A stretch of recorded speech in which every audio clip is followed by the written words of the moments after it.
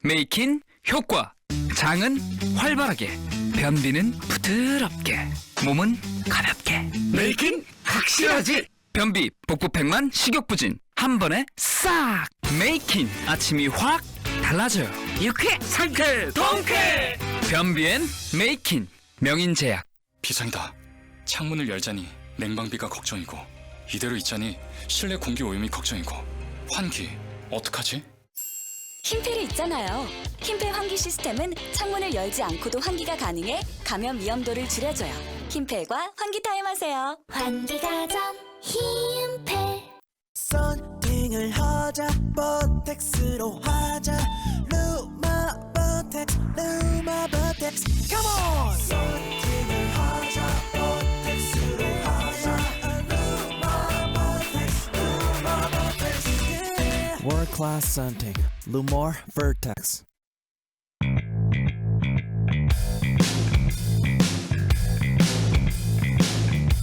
오늘 아침 뉴스 연구소. 오늘 아침 뉴스의 맥을 짚어드립니다. 뉴스연구소 오늘도 두 분의 연구위원 나오셨어요. CBS 조태임 기자, 뉴스톱 김준일 대표. 어서 오십시오. 안녕하세요. 예, 오늘 첫 뉴스 정치권으로 가봐야겠어요. 네, 녹취록으로 정면 대응. 네. 어젯밤 사이 폭로전이 있었어요. 네.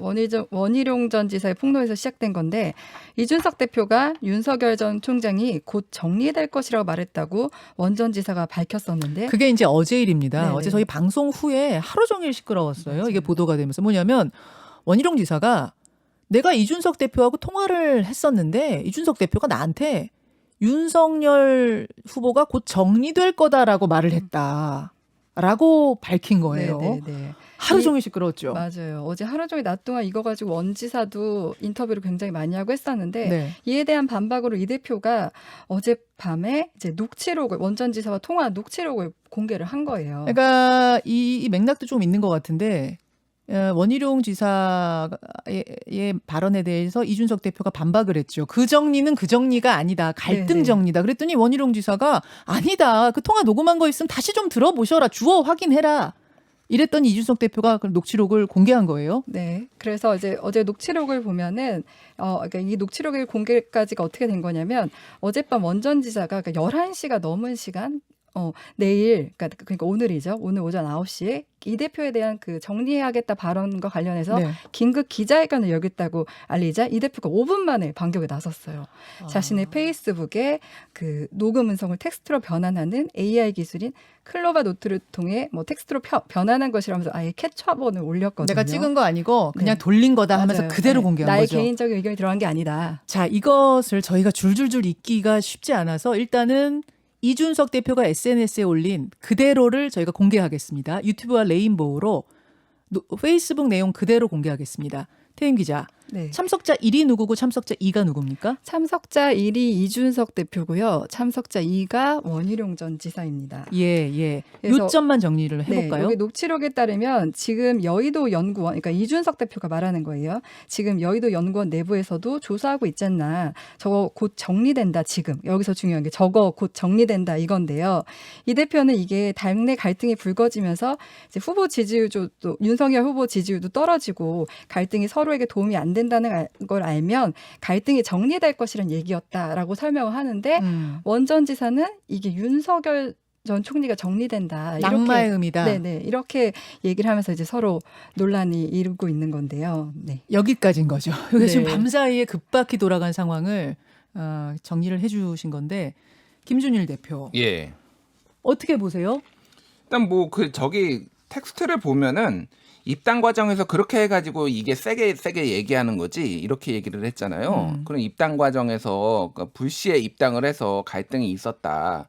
근데 여의도 연구원에서 내부 조사하지 않았습니까? 여의도 연구원에서 내부 조사를 하니까 지지율이 전체적으로 하락을 했는데 저거 곧 정리됩니다라고 맥락을 보면은 이거는 이준석 대표 말이 좀 더 그 진실에 가깝다라고 저는 읽혀요. 이거는. 아하, 맥락상 보면. 근데 이제 우리가 이제 주목을 해야 될 거는 이제 왜 지금 그 국민의힘에서 이런 일들이 지금 끊이질 않고 나오고 있느냐. 이게 좀 전체적으로 복잡한데 이게 지금 대선 주자들 간의 신경전에 더해가지고 약간 당내 권력 투쟁까지 지금 좀 오버랩된 부분들이 있습니다. 권력 다툼, 주도권 싸움이다 이렇게 보시는 거예요? 그러니까 이제 이준석 대표가 당 대표가 됐을 때는 처음에 약간 이제 모두가 이제 수긍을 하는 분위기였지만 내부에 약간 불만들이 있었거든요. 네. 근데 이준석 대표에 대해서 불만인 분들이 다 이제 뭐 윤석열 캠프라든지 다른 캠프에 들어간 중진들이 많은데 상당히 지금 이준석 대표를 좀 흔드는 부분이 있어요, 지금.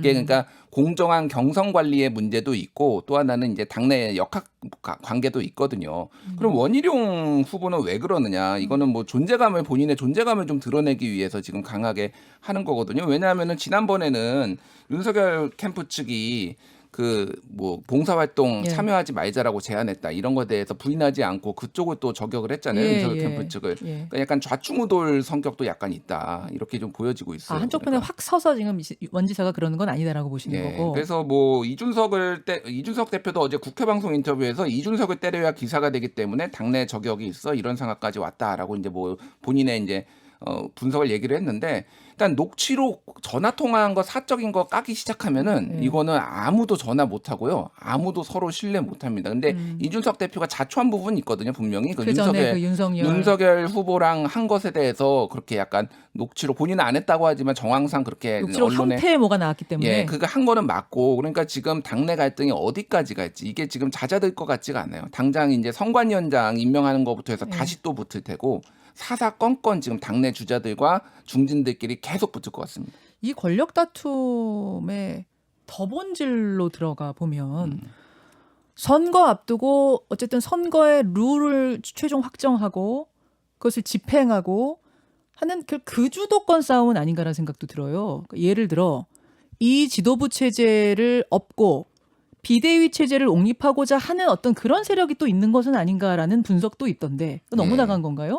뭐 거기까지는 너무 나간 거죠. 그러니까 비대위라고 하는 거는 이제 이준석 대표를 식물로 만들거나 사퇴시킨다라는 건데 그럼 또 그것까지는 역풍이 너무 크겠죠. 근데 지금 이준석 대표가 어쨌든 본인의 어떤 성공 방식 이런 것들을 대선 후보들한테 어찌 보면 강요하는 듯한 모습으로 비춰지기도 하잖아요. 그게 누구한테는 공정하지 않다. 또 누구한테는 유승민 편 드는 거 아니냐. 이런 약간 시비가 붙고 있기 때문에 그거의 유불리에 따라서 지금 전체 판이 움직이고 있다. 이렇게 봐야 될 것 같아요.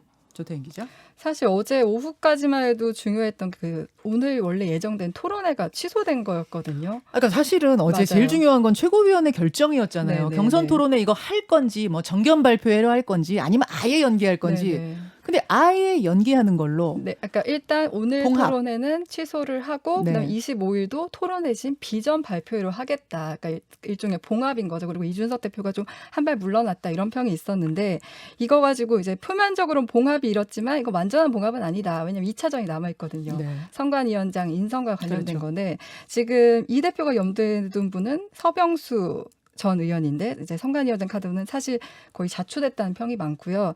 지금 이제 당 원로급 인사들이 화마평에 오르는데 뭐 황우여 전 대표나 정홍원 전 총리, 뭐 김병준 전 비대위원장 등이 지금 언급되고 있습니다.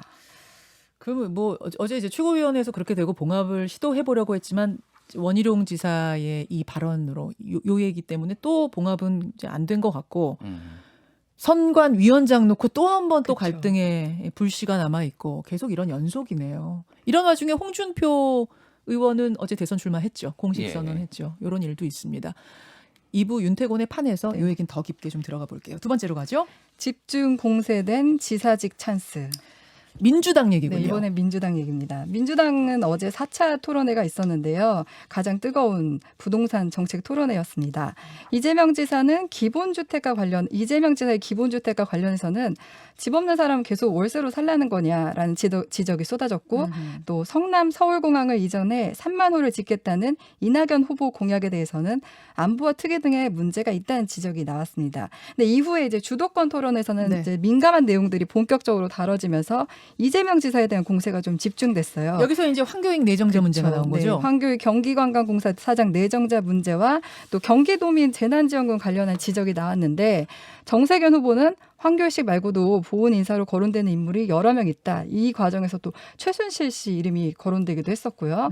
또 이른바 지사직 찬스와 관련해서는 김두관 의원은 두 손에 떡을 든 놀부라고 이렇게 표현을 놀부. 했는데 흥분놀부까지 나왔어요. 지사로 있으면서 인사권과 예상 집행하면서 일종의 정책 홍보를 하고 있다는 걸 지적한 겁니다. 그러면 어제 그 민주당 대선 토론회 못 보신 분도 많으실 테니까 잠깐 하이라이트를 들어볼까요?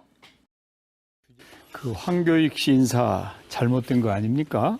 가까운 사람들에게 한 자리씩 주면 잘못하면 최순실이 된다고 말씀하신 적 있죠? 가까운 사람이라고 제 자리를 준 것도 아니고 그분이 저한테 은혜를 준 게 없기 때문에 나름의 전문성을 가진 훌륭한 음식 문화 전문가죠.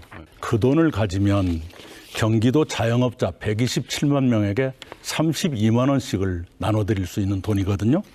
이 재원을 만든 상위 소득자들을 배제하는 것은 차별과 배제입니다. 저는 민주당이 100% 지급하려고 한 거 잘못됐다고 생각하시는지 궁금하고요. 이재명 후보가 딱 놀부 같습니다. 네. 두 손에 떡을 들고 있거든요. 한 손에는 갱선 후보, 한 손에는 경기도지사입니다. 대행 체제로 놔두는 것보다는 제가 선출된 책임자로서 책임을 다해야 된다고 보고요. 그래서 내 집 마련을 하려고 하는 국민들 혹은 자산화를 원하시는 국민들에 대한 배려가 정책적으로 없는 것 아니냐. 자산 형성 기회가 박탈되는 건 아닙니다. 우리나라가 선진국에 비해서 공공임대가 너무 적다 보니까 연간 한 44조 소요된다 하시는데 그 재원 대책을 보면 매우 허구적입니다. 역세권에 100만 기본주택을 공급하려면 지하철로 치면 한 100개 정도는 거기서 100만 한다고 하지 않았어요. 그걸 왜곡하지 마십시오. 뭐 동문서답식 그 황당한 답변이라는 게 제 생각이에요. 그래서 황당한 질문을 하고 계신 거예요.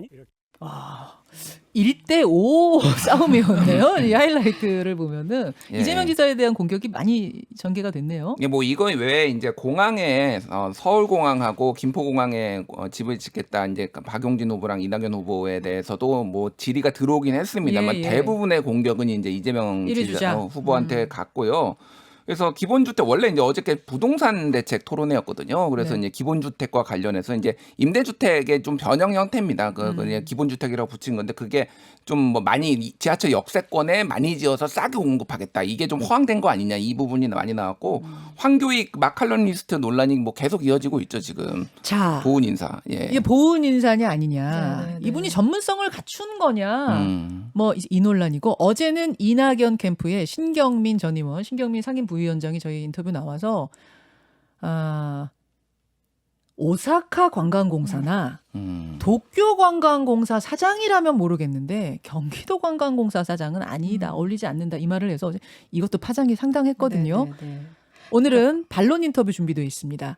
황교익 씨, 황교익 경기도 관광공사 내정자 인터뷰를 직접 들려드리겠습니다. 2부에 여러분 직접 듣고 어제도 들으셨을 테니까요. 오늘도 직접 듣고 판단하시면 되겠습니다. 조태임 기자. 매번 토론회는 생각보다 좀 점잖게 진행되는데 장외전이 뜨겁더라고요. 네. 어제 같은 경우도 말씀하신 대로 신경민 전 의원이 이제 그 오사카 관광공사 얘기를 하자 이제 황교익 내정자도 이낙연 전 대표에 대해서 일본 정치인의 제복인 연미복을 입은 사진 본 적 있다. 일본 총리하세요. 뭐 또 짐승이란 표현까지 써가면서 반박을 했는데요. SNS로. 근데 조금 저는 좀 생소했던 게 원래 친일 논란은 보수 정당에 씌워지는 프레임이거든요.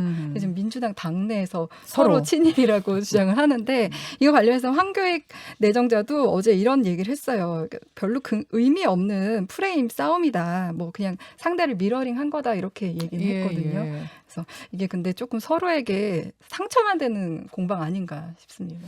뭐 워낙 지금 뜨겁고 사실은 경기도 관광공사는 사기업이 아니잖아요. 공기업입니다. 우리 세금으로 운영되는 이 부분에 있어서는 검증이 필요한 거고 양쪽의 이야기를 듣고 판단하는 게 중요할 것 같아서 이게 저희가 인터뷰를 준비할 필요가 있겠다 싶었습니다. 그래서 어제에 대한 반론 인터뷰, 오늘은 황교익 씨 얘기를 직접 들어보시죠. 그리고 금요일에 우리 민주당 토론회 뉴스쇼에서 있습니다. 예, 우리 뉴스쇼에서 민주당 경선 토론회 이 방송 몇 차 토론인 거죠? 예, 5차. 5차입니까? 네. 예, 5차 토론이 뉴스쇼에서 이번에 마련이 되니까 이번엔 출근길에 한번 듣고 또 판단하시면 되겠습니다. 세 번째 이슈 짧게 갈게요. 네, 국익 없이 싸우지 않겠다. 바이든 대통령의 아프가니스탄 연설. 조 바이든 미국 대통령이 미군 철수로 아프가니스탄 전쟁을 끝내기로 한 데 대해 나는 우리 군에 끝도 없는 다른 나라 내전을 치르도록 요구할 수 없고 해서도 안 된다. 과거 실수를 반복하지 않겠다. 이렇게 말하면서 그러니까 동맹보다는 미국의 이익, 즉 아메리카 퍼스트를 선언한 걸로 지금 해석되고 있는데요. 네. 또 밤사이 그 탈레반이 아프가니스탄을 장악한 후 처음으로 공식 기자회견을 했습니다. 무자히드 대변인은 사면령이 선포된 만큼 외국 군대와 함께 일했던 사람들을 대상으로 복수하지 않을 것이다. 그러니까 이렇게 좀 유화책을 밝혔어요. 근데 지금 사실 아프가니스탄은 지금 공포에 휩싸인 모습이거든요. 그러니까 탈레반 대변인도 여성의 권리를 존중할 것이라고 말했지만 어제 외신 보도들을 따르면 따르면 길거리 여성들이 찾기가 어렵다 이런 보도들이 나오고 있습니다. 지금 두려워서 나가질 못한다는 네, 거잖아요. 예, 김준일 대표. 비행기 날개에 예. 사람들이 다닥다닥다닥 붙어 있다가 그대로 이륙하자 후루룩 떨어지는 모습이 공개가 됐는데 저는 차마 눈 뜨고 볼 수가 없더라고요. 그 영상을. 일단 거기에 남아 있는 사람들 대부분이 미국 정부, 이제 아프간 정부에 협조적이었던 사람들이었기 때문에 그렇게 이제 공포심이 있는 것이고, 그리고 여성들은 특히 이제 뭐 납치하고 뭐 이런 것들이 일반적이었거든요. 다만 이제 탈레반 2.0 그래서 이제 약간 유화적으로 지금 나오고 있어요. 국제사회에서 고립되지 않기 위해서. 그러니까 말로는 일단 바뀌겠다고 네. 했는데 진짜 바뀔 것인가에 대해서는 아프간 주민들은 굉장히 갸우뚱하던데요. 그렇죠. 예전에 했던 짓들이 있기 때문에 예. 그래서 그거는 좀 지켜봐야 될 것 같아요. 근데 원리주의가 바뀐 것은 아니기 때문에 그렇죠. 언제든지 다시 그렇죠. 그 본색을 드러낼 가능성은 있습니다. 여기까지 두 분 수고하셨습니다. 감사합니다. 고맙습니다. 김현정의 뉴스쇼는 청취자 여러분의 참여로 이루어집니다. 트위터, 페이스북, 레인보우 게시판, 그리고 단문 50원, 장문 100원의 유료 문자 샵 1212, 우물정 1212 통해 참여하실 수 있습니다. 김현정의 뉴스쇼, 여러분과 함께 만듭니다.